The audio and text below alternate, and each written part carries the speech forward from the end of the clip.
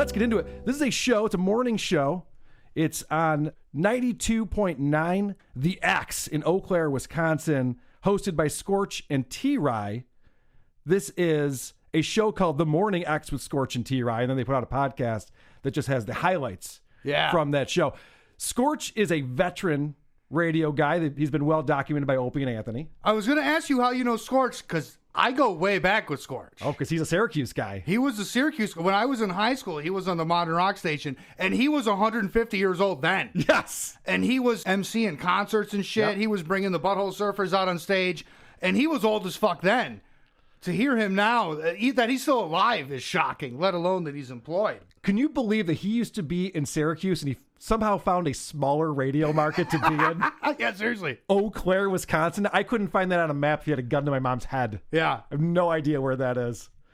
Let's get into this show because this is interesting. I think we all have some clips to play. Cros, you have a clip that kind of sums up the show for you? I do, my number one. All right. But Alexa will, if you enable the meow feature, Alexa will talk to your cat. Oh, Lord. If you just give me a drink and take me out to dinner, I'll talk to your cat. Talk to your cat. It's 92.9 You're just not right. It's part of my triangle of friends. 92.9 There's a link to this on the Scorch page, by the way, so you can follow along. The Morning X with Scorch and T-Rod. 92.9 The X. Oh, the sweepers in there. It's got it all. I mean, it's boring as fuck conversation. They're playing a soundboard. They're not even introducing the song. They're just talking over the song and then talking over the song again. And then, it's them killing time from one traffic light to the next. Yes. You know what I mean? And it's all the show is. And then to hear it condensed into an MP3, it's baffling to me why this exists. I sent this to John. Yeah, go ahead. I see the show as a morning zoo. Yep. Budget morning zoo, because they're missing one guy. Yeah. The morning zoo format typically is two guys who are going after each other, trying to crack each other up, and then a girl who's in there who's like, oh, these two guys are idiots. And then comes the fourth additional person, which is the gay theater reviewer. It reviews movies and TV shows. He only has himself and the girl, and then there is there's no gay theater reviewer. There's this guy called what's his name? Naked Guy or the Skin Man. So they bring the Skin Man. Mr. Skin Man does movie reviews that are basically reviews of any porn or nakedness that's in a movie. And I thought that was a very creative twist on a kind of a mediocre version of a morning zoo. Well, Mr. Skin actually runs MrSkin.com. Yeah. And if you listen to Howard Stern back in the day, he was a regular guest on there as well. He makes his rounds around the morning radio markets promoting his website. Yeah, I was going to say, he used to do that in Corolla, and I bet he makes the same phone call and makes the same horrible nudity puns across the country. It's morning zoo on a budget. They can't afford to hire anybody. Yeah. Right. So they have this guy on who's just on there to promote stuff. And it's interesting because Mr. Skin's always a good guest when he's on shows. Scorch talks to him every Tuesday at 9:30. Oh, no So he's shit. on every single week with Scorch, and they still have no chemistry. Yeah, right. I have an example of this. So Mr. Skin's talking about, there's a TV show with Lily Collins, who's the daughter of Phil Collins. That's right. Okay? And that's why he's like, this is exciting because you guys all know who Phil Collins is from Genesis, so this is Lily Collins. Her titties are in the air tonight. Very good, Crush. And Scorch tries to make a joke that is so flat, and Mr. Skin doesn't even realize he's trying to make a joke. Skin, you mentioned Lily's famous dad. Alexandra Turkin's got some famous parents, too. She is the daughter of Stanley and Estelle Turkin. Yeah, Scorch, do you want to share with us who those parents are? Oh, Stanley and Estelle, they started a big corporation in their home state, and they're just Lord. Hey, we don't have to get into that now. Okay, yes. Yeah, Don't catch me like that, Skin. A dry cleaning business in Peoria. I can come up with the stupid joke at the beginning, but don't make me follow through with it, Skin. No, I like it. He actually called that a joke. He just made up some people's names and said that. Also, the daughter of a celebrity. They're like, I don't know who that is. What do you mean? What are you talking about? Yeah. Poor Mr. Skin's trying to work with this. He's like, okay, moving on. There's another TV show you might want to check out. Scorch, you'd think would have some time. He's been on the radio forever. I've never heard this Scorch guy before. Okay. But I'm in the West Coast. I don't think he's ever had anything out here. But he does this stuff that is so old-fashioned. It's kind of interesting, but he also he wishes he was a podcast so he could cuss. Mm-hmm. And he did this creative little thing here that I thought was just this. I listened. It just really took me aback. This is the clip Scorch on a creative roll. Time. You did it at a much different time than in the past, but you did it at a time where people need a little ya friggin' who in their lives. Ya friggin' who. He never finds the word he's looking for. Yeah. That's the thing that I know about this guy. This guy's been on the radio for decades. Yeah. And he always sounds like he's at a loss for words and says the most ridiculous thing at all times. By the way, John, that clip sounds terrible. Yeah, it's not your fault. Yeah, all of them sound terrible. They sound terrible. How is it? This is a radio show. How do they not know how to produce audio and put it out on the internet? What's going on there? Why is there static? That was the absolute best I could do. No, I know. It's not your fault. That's how they put it out. These show sounds terrible. It's surprising. There was a buzz under everything, and then a music bed under most of the stuff. And yes, then there's a buzz. There's a buzz. Yes. They put a buzz out. It's unbelievable. So one of the things that these types of morning shows do is they try to get people to participate. They want people to call in, text in, email in. I don't know why this is something that morning shows need to do. I don't know if they think that it keeps people glued to their radio to find out if they're going to get on or something like that. But they bring up topics, and they bring up topics that they want you to then react to. And the topic on this one episode I was listening to was highlights from the 90s. Just anything that happened in the 90s, we'll just talk about. Yeah. An entire decade of time. Anything that happened. TV show, a company starting. This is a list of companies from the 90s. You'll be blown away by this list.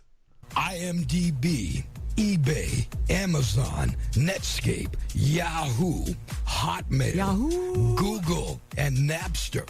All from the 90s. Jeez. Can you believe that? For forever. Way to say nothing. Can you believe that? Can you believe that Netscape is from the 90s? Yes, I think that's what it ended, too. Yeah. That's not surprising at all. Seamus called in and said, I really learned a lot from that. What's he talking about? IMDb, eBay, Amazon, Netscape, Yahoo, Hotmail, Google, and Napster. No shit, those are all from the 90s. What other decade would they be from? Yeah. Well, and they do this a lot. It reminded me of the bits in the 90s where they'd be like, send us some faxes of your favorite whatever. I got a pair of these. These are 5-minute bits that ran back to back that I've condensed to way less than that. But here's number 4. Okay. T-Rod. Facebook feedback yesterday into today. I like this one. Any blank is better than no blank at all. T-Rod. Any what is better than no what at all? Any chocolate Oh, yeah? Okay. is better than no chocolate at all. Yeah, okay. You love that chocolate. Any gonj is better than no gonj at all. I think if you had no gonj at all, you'd probably just pass out and die. Any pizza. Who's calling weed ganj still? He uses that word a lot. I noticed that too. Did you know that he smokes weed? He likes to smoke weed almost as much as he likes to talk about how much he likes to smoke weed. Really is better than no pizza at all. I think that's true. Right? I mean, some really crappy pizza, but I kept eating that crappy pizza. It's still better than no pizza at all, right? Right. Because Anthony says any time in the woods is better than no time in the woods at all. What a stupid bit. And I know it goes on and on and on forever, but that's kind of the fucking point. And that there's 5 minutes of that, and they're just reading Facebook comments of the most boring. I mean, who didn't have the conversation when they were 12? Well, I guess bad pizza is better than no pizza. Like, okay, great. Now you're 94 years old, and this is the fucking conversation you want to have with the public? But you could literally put in anything you might kind of enjoy. Yeah. Anything. Yeah, seriously. And then, so there's 5 minutes of that. I fucking counted them. And then they come back from the bumpers and shit, and they do this, number 5. X with Scorch and T-Rod. Facebook feedback from yesterday into today's show. Any blank is better than no blank at all. We know that. Now, I said a couple of different things because I said gonj. And Yeah, it was you funny smoke weed. because Chris said, so We you get will it. take that downtown brown if that was all that's available? If it was a choice, you had a burger and fries, okay, wouldn't any fry do as opposed to having no fries with your burger? No. No? No. Oh, okay. Randy checked in through the Scorch in the Morning X Facebook page. Randy has to say, any true friend is better than a fake friend. But that wasn't an answer. Heather said, any beer is better than no beer at all, right? Don't you? No, that's not right. That's not right. That's not right. It just goes on and on and on. What is the fucking point of any of this? It's all to fill time. I want to go back to the talk about the beyond. 90s real quick. Mm-hmm. So obviously they bring up all these things in the 90s and then they want to get people to participate in that. What about you guys? What was your highlights of the 90s? Who fucking cares? All right, so he asked the listeners, what are their highlights of the 90s? So they start reading these things that are coming in. They're reading things they don't even know what they are.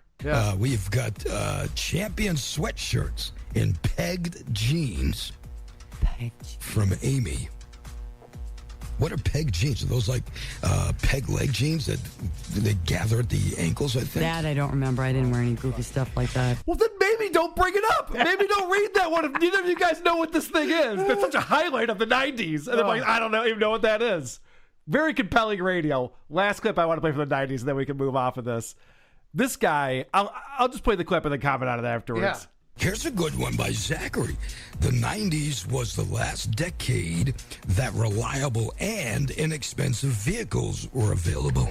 Yeah, that's about it. Good stuff, man. Huh? Good stuff.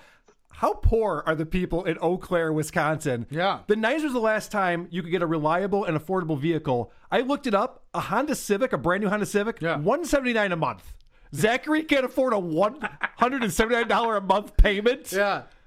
Man, the 90s was the last time you could steal ashtrays from Burger King. That actually would be a good one. Yeah. That's actually not I bad. miss that. What are we missing here, John? Well, I mean, this is like an old style guy that just kind of lost his way, never modernized anything about his bit. This is the kind of stuff that I used to hear when I was like a teenager. Yeah. Only done in a more contemporary fashion. This is unacceptable. Yes, this concerned. format is played out, is what you're saying, and I agree. I have to say, I doubt they're paying him a lot of money. No, yeah. They talk about money a lot. It seems like they're both poor. They'd have to be. I bet they are, because this is not cutting it. Oh, actually, since you said that, I have an example of this. And I'm sure he gets no action from the podcast. Oh, no, the podcast, it's not like they have additional sponsors for the podcast or anything like that. It's ad-free. Yeah. So the only money they're making is whatever they're making from the radio show, which radio business is tough right now. I was on someone else's show. Oh, the Eric Zane show I was on this week. Mm-hmm. And he got fired from the radio. And he's still trying to get a job back on the radio. And I was like, dude, there's no money there. Facebook has taken all of the advertising money away. The way you can target, you don't have to waste all your money doing a radio spot anymore. Plus, no one's listening to the radio. So, no listeners equals not a great result from your advertising dollars as well. But I just don't know where this is all going to go to. They're going to have to turn into like listener-supported stations or something, right? Well, that's what actually our classical music station in the San Francisco Bay Area. Yeah, our jazz station here is listener-supported, yeah. Mm-hmm. So you got to get people... They went listener-supported about a year ago, and it improved the station, because now they just beg for money once in a while, and instead of running a bunch of lame advertisements, which radio ads tend to be. Yeah. And they're doing better than ever. Which is why podcasting works so well, especially the No Agenda show, which is listener-supported. That seems to be the formula for the future, because there's all the advertising dollars goes to 3 companies now. Yeah. You have Google, Amazon, and Facebook, and there's no money left over for anyone else. So anyway, getting back to how poor these people are, they're interviewing this guy who's taking Rockfest to Eau Claire, Wisconsin. Yeah. It's a big rock festival. It's coming up, by the way, in July of 2021. Yeah. and they're already selling tickets for it. They got to get some money somehow. And they're explaining that Snoop's going to be there. You kind of stole my thunder in your cold open, but sorry. But here's the full clip. I'll tell you what, man. I am putting money away now, specifically so I can buy some premo gonj when Snoop Dogg is on stage. Because I told you last year, me and Snoop, we've got some things to talk about backstage, shall we say. Now, can we mention some of the bands? A lot going on here. First off, a lot going on here. He says, I'm saving up for some premium gonj. Yeah. This is in July of next year. How much do you have to save up? Marijuana, even the good stuff, is not that expensive. Yeah. I feel like he'll have enough money at the time that he wants to buy. So that's stupid. Secondly, he's got to buy it so he can watch Snoop Dogg, but he's also going to talk to Snoop Dogg about marijuana backstage, according to him. Yeah. So which is it? Are you watching the show or are you just behind backstage? What are you doing? He just wanted to say that.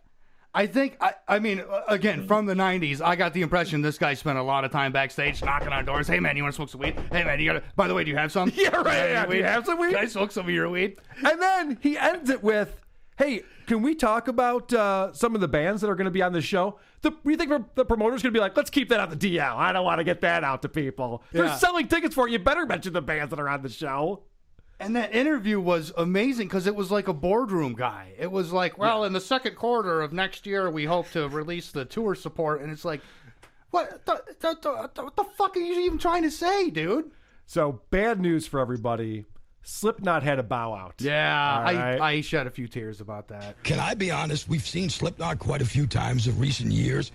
I'm cool. Maybe it's because I'm an older guy, but I'm cool with who you have here replacing Slipknot. You've got Korn replacing Slipknot. I think that's a good move in my eyes. He goes, maybe because I'm an older guy, I'm okay with who you got to replace Slipknot. I'm thinking he's going to say, like, Judas Priest, maybe Motley Crue. He goes, Korn? Isn't that the same era? Aren't they the same band? I was going to say it's the same fucking band. Dude, honest to God, if you played me two AB, I wouldn't be able to tell them apart. I couldn't tell you fucking Korn from Slipknot to save my life. Doesn't even make sense. And then the promoter has to lie about Korn because Korn hasn't been popular since I think 2003 was the last time anyone gave a crap about Korn. Yeah, it's been decades. It's been a while. Yeah. So now this guy has to lie about how amazing it is that they got Korn instead of Slipknot. And they always put on a good show. And with their new music that's been coming out in the last couple of years, they're high on the list. They're right up there with Slipknot on the list for most requested to be seen at Rockfest. With their new music? Who's talking about the new Korn album? What is he talking about? Yeah. I need a forensic accountant on this one to tell me if anyone's actually listening to the new Korn album and people are excited about that and requesting it. Not buying it. So it's illegal to smoke dope in Wisconsin. Yes, that is correct. In fact, it's a misdemeanor, $1,000 fine, 6 months in jail, possibly. Then if you have second offense, which this guy would be way beyond, it becomes a felony, 3.5 years in jail, $10,000. Does it make any sense to be bragging about it and talking incessantly about ganja? Or maybe he figures that they don't know what it means. Yeah, maybe using the word ganj. Maybe that's why he uses that word. Yeah.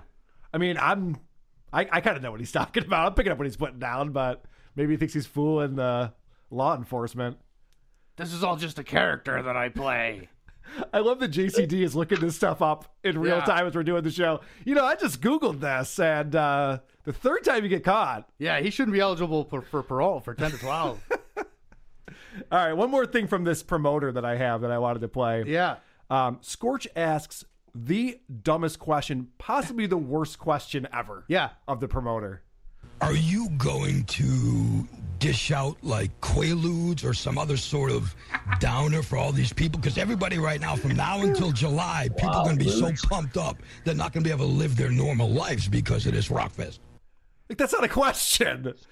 Quaaludes don't even exist anymore. I was an old man reference. Years ago. I was going to ask you, do you know when the last time you could buy Quaaludes in the United States of America? I think it was the 80s, right? 1985. 1985. Yeah.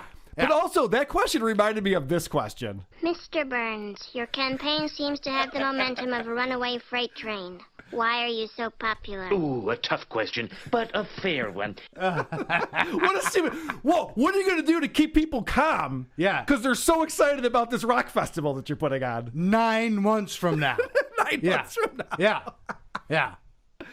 Oh my God. I'm thinking about just looting downtown Eau Claire, Wisconsin, because I'm so pumped up about this rock concert with Korn headlining. Yeah. You know, that bringing up that lewd thing was maybe an indicator that he doesn't even smoke dope. Yeah. And this is just bullshit. He's just a poser. He's talking about disco biscuits. If he mentions buying a lid, we know it's out. Nobody's talking about that since Cheech and Chong. What do you do about all that sugar that's in the bottom of that bag? Yeah, that's a really good point, John. Someone who talks about this is trying to be cool, wants to sound cool so badly. And I was trying to figure out, because this is the rock station, which there's not a lot of rock stations left. Yeah. Not a lot of stations are playing all the hits of rock and roll. So you would think, well, who do you think the target audience is? Who do you think he's trying to appeal to with this show? I thought it was Gen Xers, because he's playing a lot. He's playing like Soundgarden. You know what I mean? And talking about the 90s, and it's all, 40-year-old dudes on their way to work. Well, it logically would be Gen Xers, but who would actually listen to the show? I think it would go down beyond millennials to the Zoomers. Do the Zoomers have a radio dial? No, they don't. But I think this would be very attractive to them, especially if they were stoners. Can you imagine listening to this guy really ripped? I think I would find better things to do with my time. Well, it's like the reason why SpongeBob and My Little Pony are popular at colleges, because people are stoned out of their fucking gourds and just staring at shitty entertainment. I mean, it's possible. I don't know. Yeah. I think you're at this point, you're picking on this poor bastard. Well, kind of. A little bit. Maybe a little bit. All right. What else you got, Cros? I have to close out if you want to do it. This is where he ends the show with "Stay safe," which I found offensive. Talk to you again very soon. Stay safe. Oh, is this the COVID thing where you got to say "stay safe" to everybody? Says it. Stay safe. Stay safe. Yeah. If you're gonna smoke gonj with Snoop Dogg backstage like I do, stay safe. Yeah. His interviews are something the fuck else, man. Because he's got these people, and I forget what it is, but it's the round robin. They're sitting there at a phone bank on a phone call for 15 hours just talking to every radio station. And everybody gets a 6-minute slice of their time. You know what I mean? Yep. So my number 11, he gets Melissa Rivers, the toast of the town, to talk to her. Is it 6 or 11? 11. Hello. Today, me going to see what shape is best for cookies. Okay, see these cookies here, over here. Oh, shit. Is it number 6? That was the Cookie Monster. I'm sorry. My clips got a little fucked up. Yeah, number 6. We always do this with our guests. We have a lot of fun. We ask you something that we ask the listeners to try to get you to tie in with them a little bit more. So I want you to tell us one thing that you should do more of, but don't. But you can't say exercise or eat right. My writing partner always say, if you have something and you look it up on the internet, the answer will always be you'll be dead by Thursday. There it is. Dude, 1997 called up, and they want their punchline back from Melissa Rivers. But that was a silent interview. It was literally they asked questions from their Facebook page to these people. So they have this guy on, Michael Berryman. Mm-hmm. Michael Berryman is a Hollywood actor, has been in a lot of horror movies. And they bring this guy on, and same thing, they ask a question that would be like a phone topic. Like, this guy doesn't know the difference between a celebrity interview and a phone topic on his show. Yeah. Hey, Michael, one more question for you. We always bring our guests close to our listeners by asking a question that we talk to them about. So my question I want to ask you is, what food did you love as a kid, but you can't stand now? Who cares about the answer to that? Could you imagine this guy? Dwayne "The Rock" Johnson, thanks so much for coming on. What are some of the highlights of the 90s? We're asking all of our guests this week. Yeah. What's he doing? Yeah. Wow. That's a good one. Good catch. Yeah. He gets Rob Reiner on the phone, who has a decades-long career. He's acted, he's directed. Number 12, he introduces him. My phony Martians will loot all of Metro City, while I personally eliminate Gadget. I'm sorry. That was Dr. Claw. Okay. That was Dr. Claw. All right, so I was right. It is 7. Yeah. Okay. One of my favorite shows of all time was The Partridge Family, and you played Snake on one of the early episodes of The Partridge Family, and I loved that, man. Good for you. Thank you for being with us. How dated is this guy? He's referencing The Partridge Family? One episode in 1971. Come on. A single episode from 1971. That's his reference point. And then he asked what might be the worst question I've ever heard. Do you see these virtual table reads as like the next new quote-unquote thing in Hollywood and in show business in general? Well, I think, what's happened is people are adapting to, the coronavirus. I mean, the pandemic. And hopefully we'll get to a point where we don't have to do it virtually, that we can get back in front of people. Dude, the question was, are Zoom meetings the wave of the future? And he's like, no, asshole, we're all fucking on quarantine. We can't leave our fucking houses. We're all doing our shit on Zoom. The fuck kind of question is that? Is that the future of entertainment? Yeah. No, asshole, we're all locked in our fucking houses. Where the fuck have you been? Save a lot of money on special effects now. Yeah, what the fuck? Save a lot of money with just the table read. Star Wars 10, a table read. Oh, what the fuck kind of question is It's a really that? stupid question. I could. And then at number 9, he does the Facebook thing. We have a lot of fun with it. We want to ask you something we asked the listeners in the past. We want to see what your answer is. So, because I bet you seem like a pretty sentimental type of guy. What instantly turns Rob Reiner into a big ball of mush? Ooh, that's a good question. But I think I got to tell you, it's my children at certain points. When they were born. I was a ball of mush at that point. Oh, definitely. Boom. Shocking revelation. This guy likes his kids. Holy shit. Did you guys hear that? It's fucking amazing. John, I know you're a big Rob Reiner fan. Did you listen to that one? Yes, I did. There was nothing in there. I was looking for something to clip, for obviously, because I think Rob Reiner was just a douche. Yeah. I mean, he was a really talented director for so many years, and he did. But right after Harry Met Sally, and then The Princess Bride and Harry Met Sally, after those movies, which were probably really top drawer films, he got divorced from his creative wife and married a new woman who was the Republican hater of the family, and he just became a bitter person. He got a few good movies out after that, but it was just, now he hasn't done anything for a decade. He just can't do it. His creative energies have been sapped. Well, he's Marriage will promoting. do that to you. He's promoting the Spinal Tap reunion. Did you Yeah, watch Spinal any of Tap, that? his first movie. It was like a Zoom call. Yeah. And it was Pennsylvania get out the vote and vote against Trump Zoom call with Spinal Tap and what Pat it was. Oswalt. It's really weird. It wasn't fun or entertaining. Yeah, that's for good sure. times. Oh, let's talk about. So he had Melissa Rivers on, Joan Rivers' daughter. Who can forget? She's got a new podcast out, and he asks the worst question you could ask someone who is hosting a podcast. What topics would you refuse to cover? How is that helpful? What don't you talk about on your show? What is she going to say? I'm a huge QAnon person. I think Tom Hanks drinks children's blood, but we don't talk about that on my show. Like, what are you going to say? What don't you cover? I have a clip from him talking to her, too, which pretty much covers the same topics a little longer. But I went and looked back. She's actually had this show on for a while. And I went and looked back, and if you go to her website, it's not and nothing's maintained well. So her website, the last podcast was done in April. And I'm thinking, this is kind of lame. What was she doing on this guy's show? And then I go to iTunes, and iTunes has the newer shows that are still going on. I don't know what the hell's wrong with the website. But I listened to the April show, and then I listened, which was extremely well produced. I thought, well, this girl could be a podcaster. This is not bad. Then I go to the October show, and it's just junk. It's the same kind of buzzy, lousy sound, poor miking. And I think, oh, well, there you go. Here we go again. She's going the stuttering John route. Yeah. Increasingly bad. Yeah, down rounds. But you can play my clip, Melissa, yakking about something.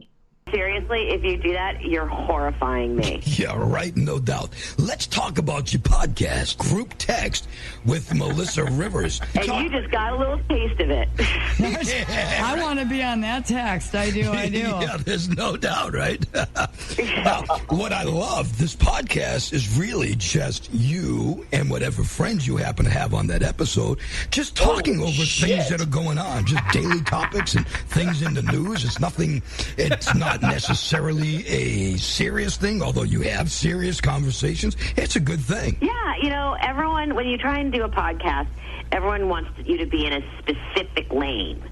No, that's how you do a good podcast, is if you get into a specific lane and actually try to do something that an audience would enjoy. What she's describing, what Scorch is describing, is every fucking podcast. Yeah. Yep. Ugh. So this was, real quick, Melissa's answer to that question of what don't you talk about on your show. Gosh, I don't know. Give me a suggestion of what I wouldn't do. Probably talk to us again. Yeah. His confidence and self-esteem are so low at this point. He's lost so many jobs in radio. He is a beaten man. He really is. So I was looking up, I was trying to find info, like when was he on in Syracuse, all that shit. None of it exists. You can't find a bio of this guy. Not everything's scrubbed from the internet. Yeah. The one thing I did find, it was an article from 2003, and it was Scorch returns to Syracuse television, right? Oh, PFG. Right? Yeah.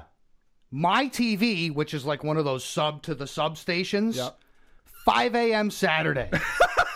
Tune into Scorch's show 5 a.m. on Saturday on a fucking substation on 41.8. Me and my friends, when we go to the after party, we're always turning that on. Oh, yeah. Can't wait Yeah. for Scorch. Holy fuck, this I got guy. one more example of this guy having no confidence. By the way, I like the way that you guys are really just at the peak of your game kicking this poor bastard. Thanks, down and out, and you're just stomping the shit out of him. This is memorable. Yeah. John's like, I think we've done enough. We're like, nope. Listen, it's because of this guy I had to sit and listen to 7 Mary 3 in 1996, and I haven't forgiven him. I have not forgiven him. Apparently not, no. I don't blame you. Here's another example. Memory. He has this Michael Berryman guy on, like I was talking about. Listen how little confidence Scorch has. And this is, again, this guy who's making 1,000 phone calls a morning to every single morning show in every market. You've seen him on 20 gazillion horror movies. You may not know him by name, but you certainly would know him by look. This is our pal, Michael Berryman. Michael. Hey, Scorchy. We appreciate you taking some time. We thought for sure you hung up on us. We thought you heard a previous interview and you were like, F this, I ain't going to talk to them. Why would you say that? I know you're thinking it, but why would you say it? Plus, that's a terrible introduction. You guys have no idea who this is, but if you saw him, you would know he's the star of The Hills Have Eyes. Like, just say, or One Flew Over the Cuckoo's Nest. Like, just say something that you would know him from. You don't have to say you have no idea who this guy is, but trust me, he's famous. Yeah. Oh, you're right. That's terrible. Very poor. I would be remiss if I didn't point out the brain cell stimulator. This is a reoccurring bit the Scorch has been doing for a very long time. And it's where he finds out some kind of random fact and then tries to get the audience to guess what the answer to the fact is. Oh, boy. Okay, brain cell stimulator. The question today, really good question. 11% of people say they like the taste of this non-food thing. I said, I love it, always have, probably always will. And I said, think letters. Okay. What the fuck kind of question is that? 11% of people like the taste of this non-food thing. 11%. What kind of question is that? It's the worst question. And then, so now they go to the phones so people can guess at it. First caller gets it right. 835-9290 is our bud Josh. Where you working, man? Southern Carlson. Oh, that's right. We fix construction tools. Oh, nice. So if you have some tools, she'll fix them for you. T-Rod likes her tools. Yeah. She likes them in working order, too. Yeah. I like my tools. I know you do. Hey, Josh, before the FCC throws us off the air, what is your guess? Envelopes. All right, so that was the answer. It's envelopes. How funny is that? They have no banter. They cannot just improv anything. No, yeah. The guy works on tools, and then what is that a euphemism for. It's like, yeah, you have tools, right? Whoa, there's a boner sound effect in there for no reason. Yeah. They're like, oh, the FCC is definitely going to fine us. Like, they don't even hear you, dude. You're not on the radar anywhere. You can say whatever you want. Trust me. But that's just the safest shit ever. Oh, yeah, it is the worst humor. My number 3 is one of those. This next week, I think we're doing election anxiety. Oh, that'd be nice. Yeah. We all suffer from a little. Yeah, we do. Oh, did you say election anxiety? Yes. Oh, I thought, never mind. I thought they said, okay. Melissa Rivers, group text with Melissa Rivers. One more. Can I tell you what's sad? I thought that was the best joke that he had for the hours that I listened to. Yeah. I was like, all right, I get it. It at least was a joke, and then there was a soundboard reaction, and then he went into this old fucking radio bit. My number 13. Oh, sorry, I'm researching something. Here we Yeah, go. sorry to interrupt, Carl. The piano has been drinking.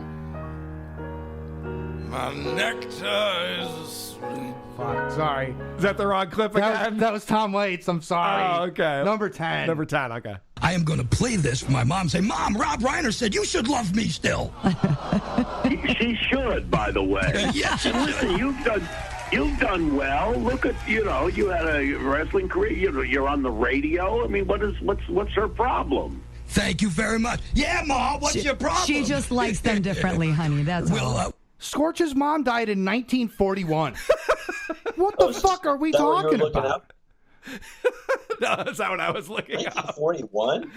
I might be making that up. I was going to say 1862, but point being, Howard Stern is a 90-year-old man who is still literally yelling about getting his parents' love. Adam Carolla is in his fucking 90s now. He's still yelling about his dad paying attention to him. I think Scorch thinks that's just something you gotta do at this point to be on the radio, is you have to yell about your parents. Oh, it's fucking exhausting. I hated all of this. This brought me back to the 90s in the worst fucking way. It really sucked. I'm glad I had you over, Cros. I had no idea. I should have known you had a connection to Scorch in this way. I forgot that he was a Syracuse guy. God damn it. No, the thing that I was looking up, I think, John, you'll enjoy this. On his radio website, he has a page called Scorch's Effed Up Facts. Hey-o. These are some effed up facts. This is the stuff that he finds fascinating. You ready for this? Yeah. 40% of women say they struggle with picking out what to wear to work most days. That's an effed up fact. Watch out. Who would have thunk? Here's a fun one. 52% of college students have drank an energy drink within the past week. Wow. College students? Hard to believe. That's unbelievable. Fuck. Why are these effed up? I don't know. Yeah. And I'd like to see the methodology behind these, too, because there's a lot of percentages being thrown about. Yeah. Are these scientific polls? Can I trust this? And what does any of this matter? 48% of people take the onions off their salad. Okay, great. Who gives a shit? The fuck am I going to do with that? It's twice as likely that you'll complain in the afternoon at work than it is in the morning. How the fuck would you find out that information? There's no way there's any science behind that statement. Yeah, I don't think I even believe that. That's everyone I know is catatonic in the afternoon. So, yeah, I don't know. That's the morning the you kind of got 4 stuff we're talking Starbucks about. in you, you're ready to fucking complain. You know what I mean? Not that I would ever complain, obviously. Oh, hold on. I have to play this one last clip before we move on. I know we're going long on Scorch, but I've been looking forward to this one. John, I think you're going to enjoy this. He does a bit where he's talking about jobs that you wouldn't expect to pay well, but do. And he's going through all these jobs. And this, again, shows how poor they are, because you hear about these salaries. You're like, well, okay, I guess. This is a great one, though. Jobs that you wouldn't expect would pay well, but they do. Mm-hmm. And so I wanted to share some of these with you. For instance, what they call for 71 grand a year plus, you can try to be a poop patrol worker in San Francisco. And you can see the picture. Like at the zoo or just poop patrol? No, like to take Let care of the homeless people? population. Yeah. Imagine that. All right, John. Poop patrol, $71,000 in San Francisco. Is that a high-paying job? Well, in San Francisco, no. Right. I would say in the Bay Area, it's a moderately paying job. It's pretty normal. It's not a low paying job, but it's not a high-paying job. A high-paying job is a $120K plus. If at $71,000 in San Francisco, you have 2 roommates. You are renting with 2 roommates at that salary. And Scorch is going, wow, maybe I should move out there and start picking up shit. Yeah. Go for it, Scorch. If that sounds like a lot of money to you, I don't know if you realize what it's like to live in the San Francisco area. It's expensive. He is in the 9th biggest metropolitan market in Wisconsin. So he knows all about it.